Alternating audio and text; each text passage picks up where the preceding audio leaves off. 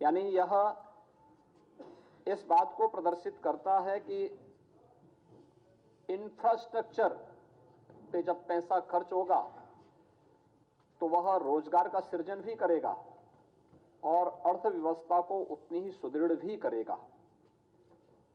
हमारी सरकार प्रारंभ से ही इस बात पर ध्यान देती रही है कि हमें समग्र विकास की अवधारणा पर कार्य करना है, पिक एंड चूज नहीं। उस समग्र विकास की अवधारणा का ही परिणाम है कि आज उत्तर प्रदेश सरकार के बजट के दायरे को हम बढ़ाने में सफल हुए। अगर 16-17 की तुलना में प्रदेश की जीडीपी को अगर आप देखेंगे, ये लगभग 12-12.5 लाख करोड़ रुपए की थी और अब उत्तर प्रदेश की जो हम लोग 24-25 में जीडीपी की बात करेंगे वह 25 लाख करोड़ रुपए, यानी लगभग दुगनी से अधिक वह उत्तर प्रदेश की जीडीपी को बढ़ाने में सफल होगी। इसके साथ ही प्रदेश के अंदर जिन अन्य मुद्दों पर हम लोगों ने फोकस किया उसमें इस दौरान प्रति व्यक्ति आय को दोगुना करने में हमें सफलता प्राप्त हुई है। उत्तर प्रदेश जो देश की 2016-17 में छठी अर्थव्यवस्था थी, आज वह नंबर 2 की अर्थव्यवस्था देश की बन चुकी है। हम इसमें सफल इसलिए हुए क्योंकि हमने कर चोरी को रोका, रिफॉर्म किए, रेवेन्यू लीकेजेस को हर स्तर पर समाप्त करने के लिए जो भी उपाय हो सकते थे सरकार ने, विभिन्न विभागों ने इसके लिए कार्य किया और आज उसका परिणाम है कि उत्तर प्रदेश एक रेवेन्यू सरप्लस प्रदेश बना है।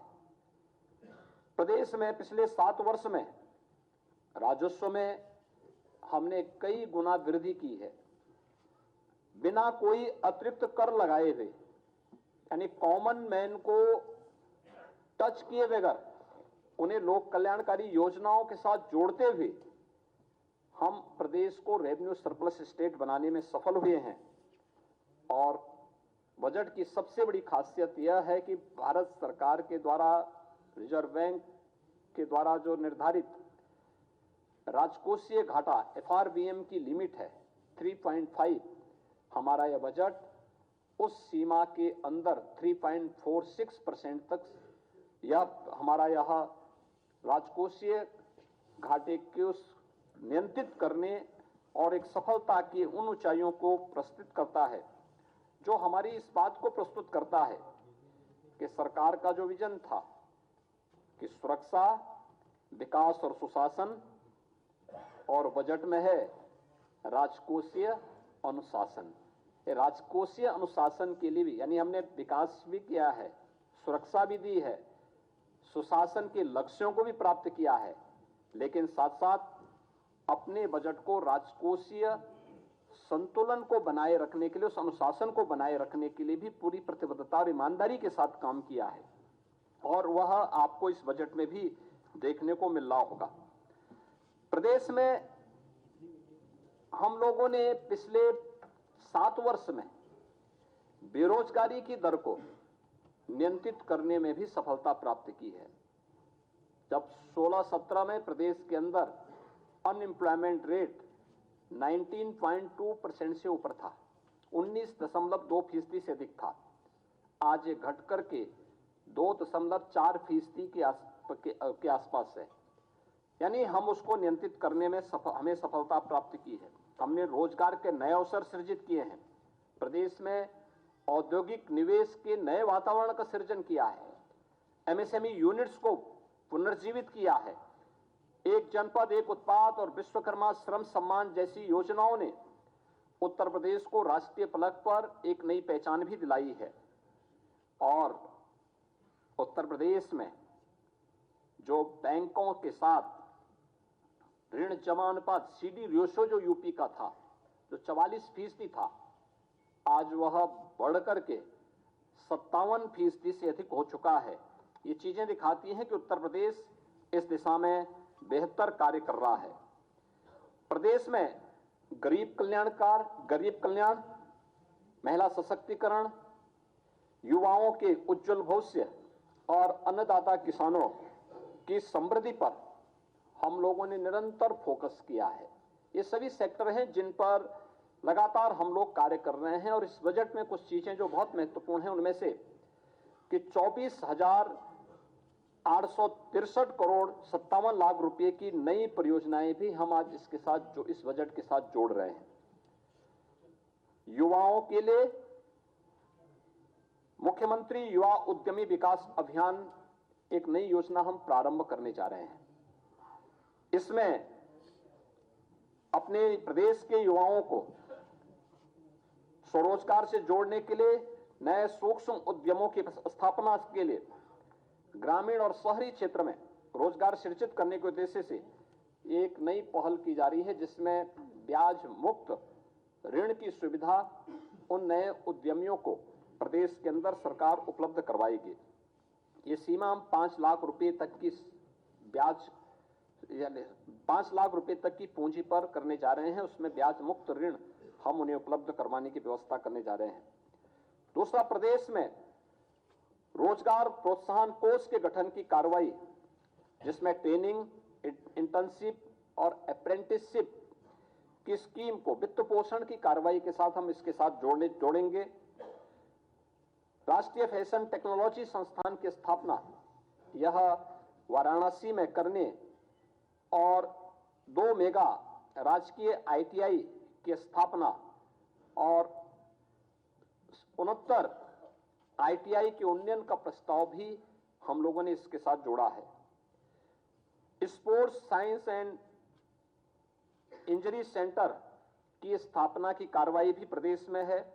वरिष्ठ नागरिक कल्याण कोष की स्थापना और आंगनबाड़ी के उन्नयन की जो लगभग 22,000 से अधिक आंगनबाड़ी हैं और आंगनबाड़ी केंद्र, मिनी आंगनबाड़ी केंद्र हैं, उनको मुख्य आंगनबाड़ी केंद्र के रूप में अपग्रेड करने की कार्रवाई को हमने आगे बढ़ाया है। प्रदेश में बुंदेलखंड औद्योगिक विकास प्राधिकरण के गठन की कार्रवाई को युद्ध स्तर पर आगे बढ़ाने के लिए भी प्रावधान किया गया है, जो लगभग 46 वर्ष के बाद प्रदेश के अंदर पहला ऐसा नया औद्योगिक शहर बनेगा जो कानपुर और झांसी के बीच में हम लोगों ने प्रस्तावित किया है। फॉर्चून 500 कंपनियों के लिए FDI पॉलिसी के क्रियान्वयन हेतु भी हमने धनराशि की व्यवस्था की है। आगरा लखनऊ एक्सप्रेसवे को पूर्वांचल एक्सप्रेसवे के साथ जोड़ने के लिए लिंक एक्सप्रेसवे के निर्माण की कार्रवाई को भी हम लोग इस बजट में हम लोगों ने प्राथमिकता दी है। इनोवेशन एंड रिसर्च के लिए आर्टिफिशियल इंटेलिजेंस, मशीन लर्निंग और स्टेट ऑफ आर्ट टेक्नोलॉजी के प्रयोग को प्रोत्साहन देने के लिए भी हम लोगों ने यहां पर व्यवस्था दी, बजट में प्रावधान किया है। IIT कानपुर में medical research and technology centre की स्थापना, 500 बेडेड सुपर स्पेशलिटी हॉस्पिटल की स्थापना की कार्रवाई को भी इस बजट में हम लोगों ने प्रदेश की जो महत्वपूर्ण चीजें हैं जिस पर जो हमारे पास पोटेंशियल है, वह स्पिरिचुअल टूरिज्म का बहुत बड़ा स्कोप हमारे पास है। अयोध्या है, काशी है, मथुरा वृंदावन है, नैमिषारण्य है, विंध्यवासिनी धाम है, देवपाटन है, बरेली में नाथ कॉरिडोर है। इनकी थीम पर आधारित अवस्थापना विकास की कार्रवाई, प्रयागराज कुंभ के लिए अभी से प्रावधान करके उन सभी कार्यों को समयबद्ध तरीके से आगे बढ़ाने के साथ साथ कुंभ संग्रहालय की स्थापना प्रयागराज में करने और विभिन्न विकास की योजनाओं के लिए भी अभी से बजट का प्रावधान प्रयागराज कुंभ के लिए हम लोगों ने किया है। निसारनाथ गुह्य सांस्कृतिक केंद्र श्रृंगेरपुर के लिए, इसके अलावा आजमगढ़ में हरिहरपुर में संगीत महाविद्यालय की स्थापना और महर्षि वाल्मीकि सांस्कृतिक केंद्र चित्रकूट की स्थापना के लिए भी धनराशि की व्यवस्था की है। तो अयोध्या में अंतर्राष्ट्रीय रामायण एवं वैदिक शोध केंद्र की स्थापना के लिए भी बजट का प्रावधान इस बजट में किया गया है। कृषि हमारा एक प्राथमिक सेक्टर है यूपी जैसे राज्य में, जहां की एक बड़ी आबादी कृषि पर आधारित है। इसमें अन्नदाता किसानों के लिए हम लोगों ने मुख्यमंत्री खेत सुरक्षा योजना प्रस्तावित की है। प्रदेश में राज्य कृषि विकास योजना प्रस्तावित की गई है, इसके लिए भी धनराशि की व्यवस्था की गई है। प्रदेश के अंदर जो हमारे लगभग जो प्रदेश के अंदर निजी नलकूप हैं, उनसे जुड़े हुए किसानों को हम लोग बिजली उपलब्ध करवा सकें, इसके लिए निःशुल्क विद्युत आपूर्ति के लिए भी धनराशि का प्रावधान हमने बजट में किया हुआ है। और उत्तर प्रदेश की खेती को ग्लोबल वार्मिंग से भी उनकी पैदावार में प्रभाव न्यूनतम किया जा सके, इसके लिए automatic weather station, automatic rain gauge की स्थापना के लिए भी हर ग्राम पंचायत में स्थापित करने के लिए हम लोगों ने बजट का प्रावधान किया है, जो खेती किसानी के लिए, बागवानी के लिए, किसानों के लिए अत्यंत उपयोगी साबित होगा। वह भी हम इसके साथ करने जा रहे हैं। ऑर्गेनिक यानी जो natural and organic culture lab, tissue lab, agri tourism centre की स्थापना की कार्रवाई और मुख्यमंत्री लघु सिंचाई योजना के लिए भी हमने पर्याप्त धनराशि की व्यवस्था इस बजट में प्रदेश के अंदर प्रस्तुत की है। बजट मुख्य रूप से प्रधानमंत्री जी के उन संकल्पों को, जो प्रधानमंत्री जी का विजन है कि उत्तर प्रदेश देश की इकोनॉमी के ग्रोथ इंजन के रूप में अपनी भूमिका का निर्वहन करे, उत्तर प्रदेश का ये बजट उसका प्रतिनिधित्व करता है। $1 ट्रिलियन की इकोनॉमी उत्तर प्रदेश बन सके, जैसे कि मैंने आपको बताया कि पिछले 7 वर्ष में उत्तर प्रदेश की इकोनॉमी को हम दोगुना करने में सफल हुए, प्रति व्यक्ति आय को दोगुना करने में सफल हुए, और आज उत्तर प्रदेश देश की सबसे बड़ी तेजी के साथ उभरती हुई अर्थव्यवस्था में से एक है। तो स्वाभाविक रूप से यह बजट उन सभी भावनाओं को प्रतिनिधित्व करता है।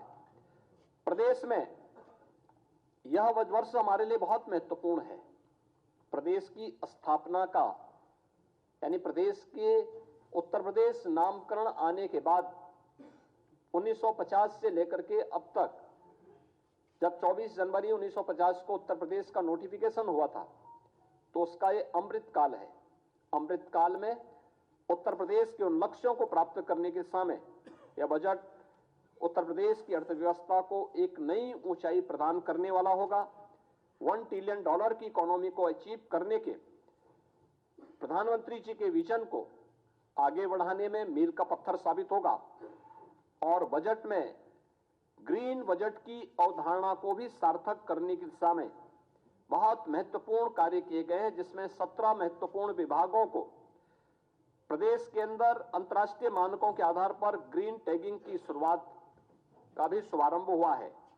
बजट अनुमानों में तमाम अन्य कार्यों के साथ साथ उत्तर प्रदेश को यानी ग्रीन टैगिंग करने वाला उत्तर प्रदेश देश का संभवतः पहला राज्य होगा जो इस दिशा में अपने प्रयासों को आगे बढ़ा रहा है।